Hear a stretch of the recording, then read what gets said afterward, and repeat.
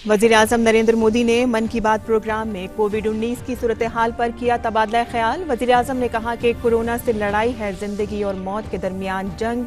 इस वबा से निपटने के लिए लॉकडाउन को बताया वाहिद मुतबादिल।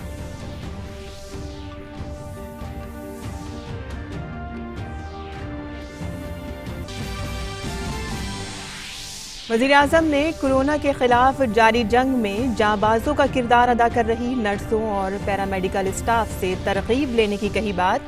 रोजमर्रा की जरूरी चीजों की फराहमी करने वालों को बताया असली हीरो।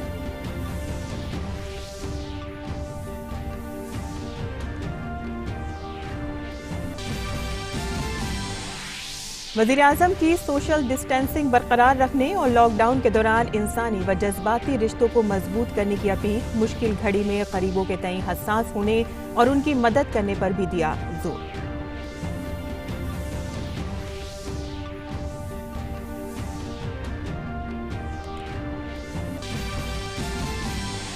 मरकज ने लॉकडाउन के सख्ती से निफाज के लिए रियासतों को दी हिदायत। जिला और रियासती सरहदों को मौसर अंदाज में किया जाए सील। सिर्फ जरूरी अशिया के नक्लो हमल की हो इजाजत।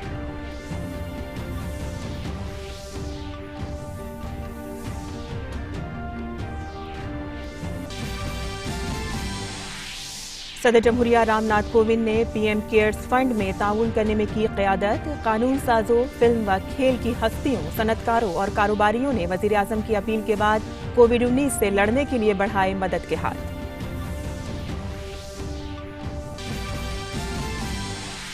मुल्क में कोविड-19 पॉजिटिव मामलों की तादाद हुई 979। 25 लोगों की मौत, 86 लोग कामयाब इलाज के बाद डिस्चार्ज।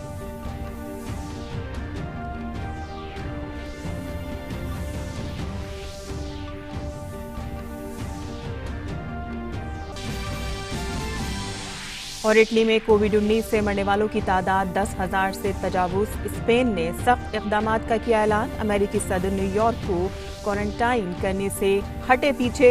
जनूबी कोरिया में एक्टिव मामलों के मुकाबले ज्यादा सेहतयाबी।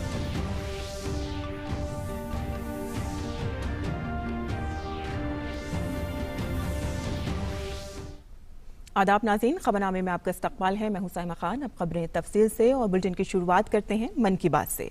कोरोना वायरस की वबा के मद्देनजर मुल्क में लॉकडाउन नाफिज होने के बाद वज़ीर-ए-आज़म नरेंद्र मोदी ने आज पहली बार अपने माहाना प्रोग्राम मन की बात में अहले वतन के साथ तबादला ख्याल किया।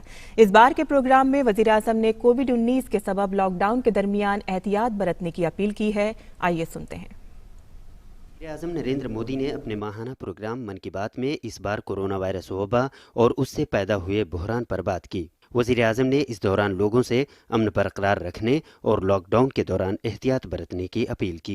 सबसे पहले मैं सभी देशवासियों से क्षमा मांगता हूं और मेरी आत्मा कहती है कि आप मुझे जरूर क्षमा करेंगे, क्योंकि कुछ ऐसे निर्णय लेने पड़े हैं जिसकी वजह से आपको कई तरह की कठिनाइयां उठानी पड़ रही हैं। खास करके मेरे गरीब भाई बहनों को देखता हूं तो जरूर लगता है कि उनको लगता होगा कि ऐसा कैसा प्रधानमंत्री है, हमें इस मुसीबत में डाल दिया। उनसे भी मैं विशेष रूप से क्षमा मांगता हूं। हो सकता है बहुत से लोग मुझसे नाराज भी होंगे कि ऐसे कैसे सबको घर में बंद कर रहे हो। मैं आपकी दिक्कतें समझता हूं, आपकी परेशानी भी समझता हूं, लेकिन भारत जैसे 130 करोड़ की आबादी वाले देश को कोरोना के खिलाफ लड़ाई के लिए एक कदम उठाए बिना कोई रास्ता नहीं था।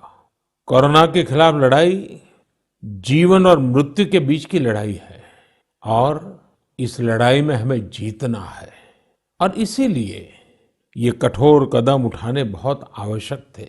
वज़ीर-ए-आज़म ने उन बहादुरों की भी तारीफ की जो कि कोरोना वायरस से मुकाबले के लिए अपने घरों में रहने के बजाय मुतासिरीन और दीगर लोगों की खिदमत में मसरूफ हैं।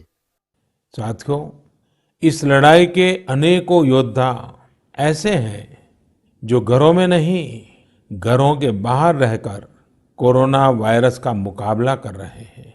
जो हमारे फ्रंटलाइन सोल्जर्स हैं, खास करके हमारी नर्सिस बहनें हैं, नर्सिस का काम करने वाले भाई हैं, डॉक्टर हैं, पैरामेडिकल स्टाफ हैं, ऐसे साथी जो कोरोना को पराजित कर चुके हैं, आज हमें उनसे प्रेरणा लेनी है।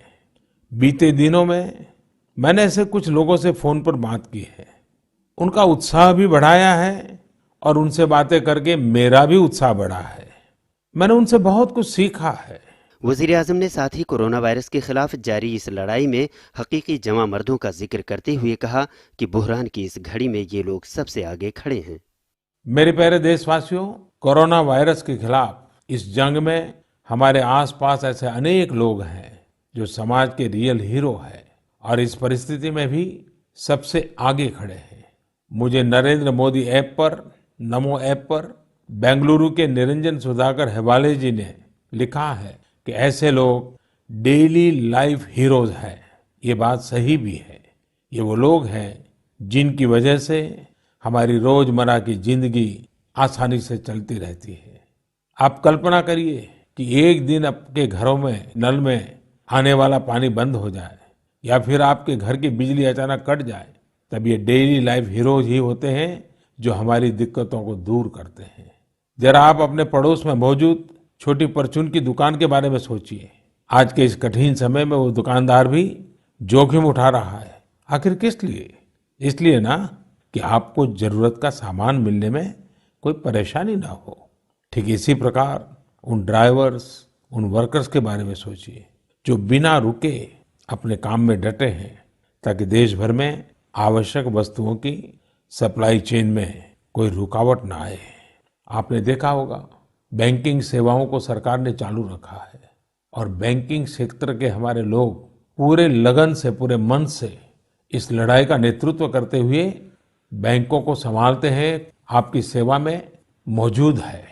वजीर आजम ने सभी अहले वतन की ओर से इन हकीकी बहादुरों के तय तशक्कुर का इजहार किया और इन लोगों से अपने और अपने अहले खाना के लिए सभी तरह के तहफ़्फ़ुज़ाती एहतियात बरतने की अपील की। Bureau report, DD news Urdu खबरें। और वजीर आजम नरेंद्र मोदी ने आज मन की बात प्रोग्राम के जरिए कोरोना वायरस से निपटने के लिए लोगों से सोशल डिस्टेंसिंग बरकरार रखने पर जोर देने के लिए कहा है। वजीर आजम ने कहा कि अहले वतन के अज़्म मुसम्मम से ही हम इस वबा को मात दे सकते हैं।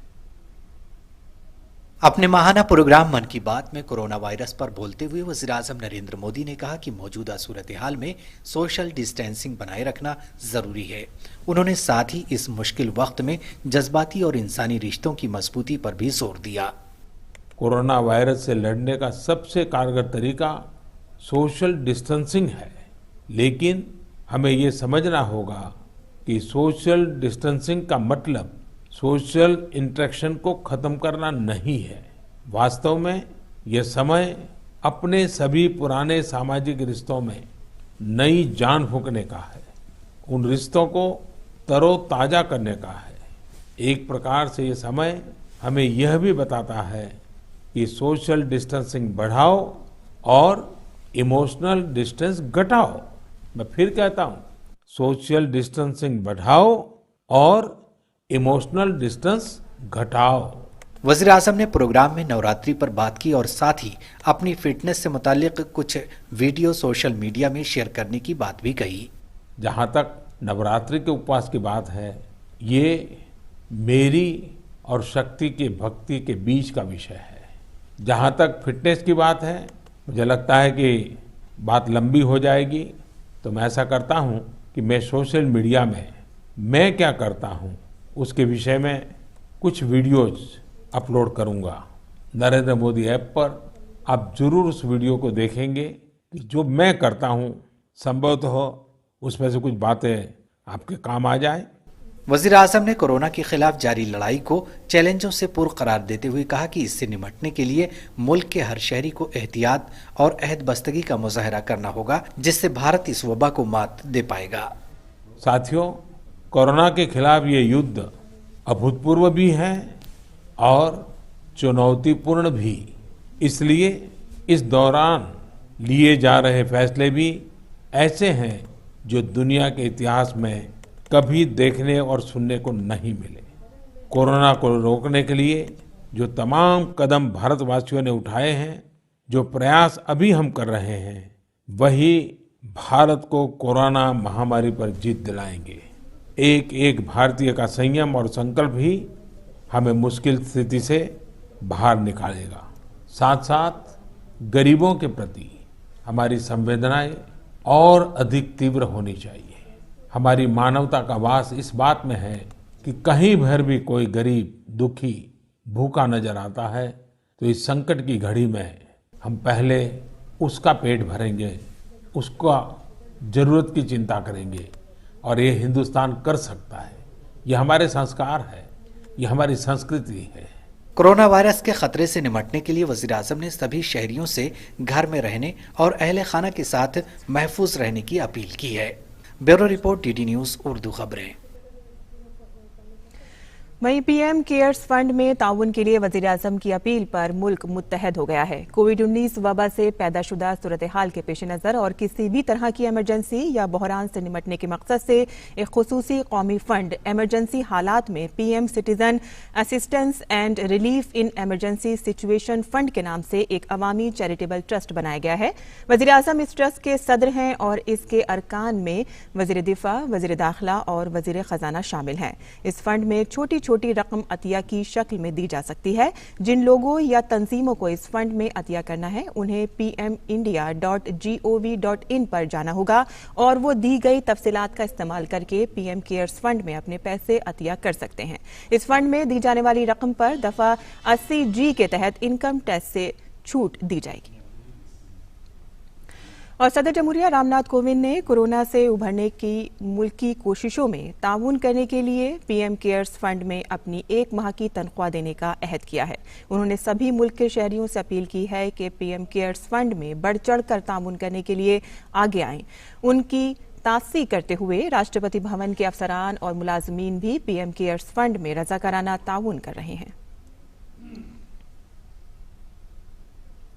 और एयरपोर्ट अथॉरिटी ऑफ इंडिया ने कोविड-19 से मुल्क को दरपेश चैलेंजेस से निपटने के लिए अपने CSR फंड से वज़ीर-ए-आज़म केयर्स फंड में 15 करोड़ रुपए देने का फैसला किया है। इसके अलावा AAI के मुलाजमीन ने भी इस वबा के खिलाफ जारी लड़ाई में 20 करोड़ रुपए देने का फैसला किया है।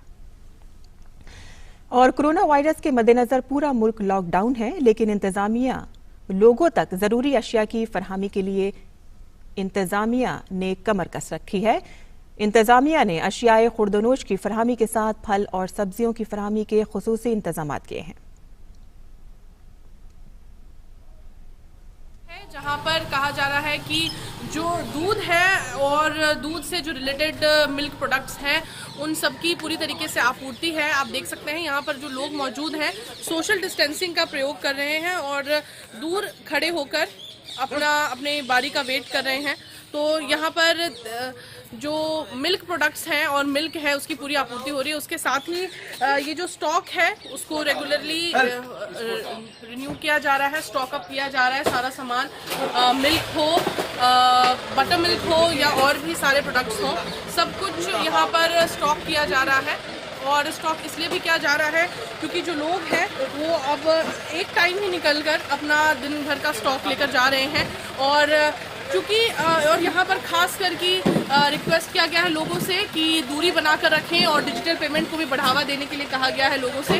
तो ये और जो यहाँ पर स्टाफ भी जो काम कर रहा है वो भी पूरी तरीके से प्रिकॉशनरी मेजर्स के साथ काम कर रहे हैं। ग्लव्स हो या मास्क हो उसको भी पूरी तरीके से इस्तेमाल कर रहे हैं ताकि जो अपने प्रिकॉशंस हैं उसको ले सकें।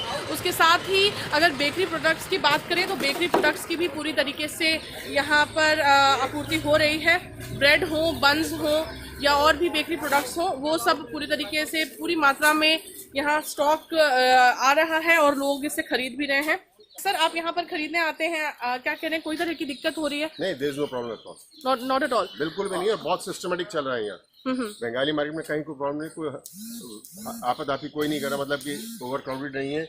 बड़े कंफर्टेबली सब लोग आराम से ले रहे हैं। There is no problem at all. साथ ही हम वेजिटेबल आउटलेट पर भी चलते हैं जहाँ पर फल और सब्जियां खरीदने लोग सुबह सुबह आए हुए हैं और यहाँ पर भी सोशल डिस्टेंसिंग का खास ध्यान रखते हुए लोग जो सर्कल्स बनाए गए हैं रोड पे वहाँ उसमें ही खड़े हैं और अपने डिस्टेंसिंग का पूरा ध्यान रखते हुए लोग खड़े हैं। और जिस तरीके की बात है कि जो पैनिक बाइंग की जो बात है तो पैनिक बाइंग भी लोग नहीं कर रहे हैं क्योंकि जो पूरा स्टॉक है वो पूरा स्टॉक पूरी तरीके से अवेलेबल है और एसेंशियल कमोडिटीज़ की जहाँ तक बात करें तो बिल्कुल लोगों को और ख़ासकर जो लोकेलिटी के लोग हैं उनको किसी किस्म की दिक्कत महसूस नहीं हो रही है।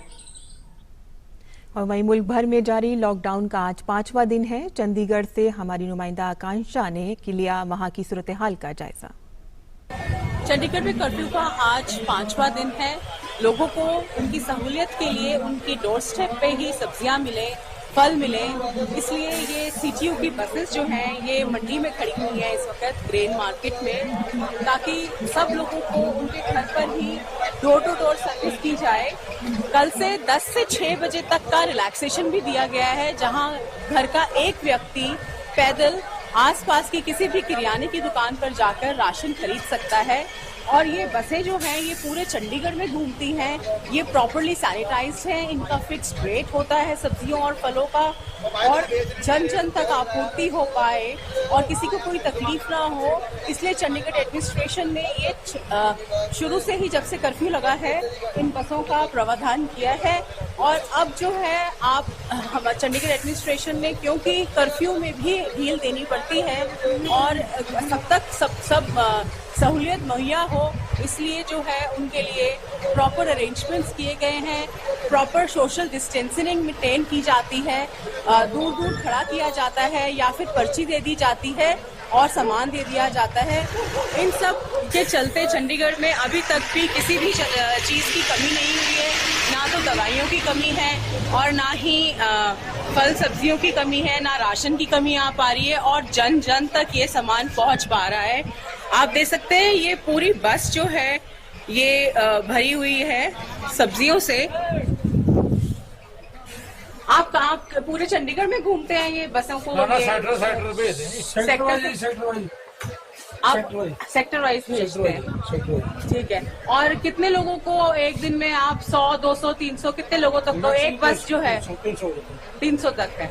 तो आप देख सकते हैं कि 300 तक के लोगों को एक बस जो है वो फल और सब्जियां पहुंचाती है। इसके साथ साथ दूध की आपूर्ति भी हो रही है, दूध भी जो है डोर टू डोर सर्विस हो रहा है, नहीं तो किराने की दुकान पर अवेलेबल है और लोग अपने घरों में से एक एक करके जाके और दूध भी ला सकते हैं। आकांक्षा सक्सेना, डीडी न्यूज, चंडीगढ़। वहीं कोविड-19 के खिलाफ जंग में वजारत सेहत ने खुसूसी अस्पतालों की तामीर पर जोर दिया है। वजारत ने कहा है कि वो रियासतों के साथ समाजी निगरानी और अपने आसपास के मुतासरा लोगों की निगरानी के लिए काम करेगी।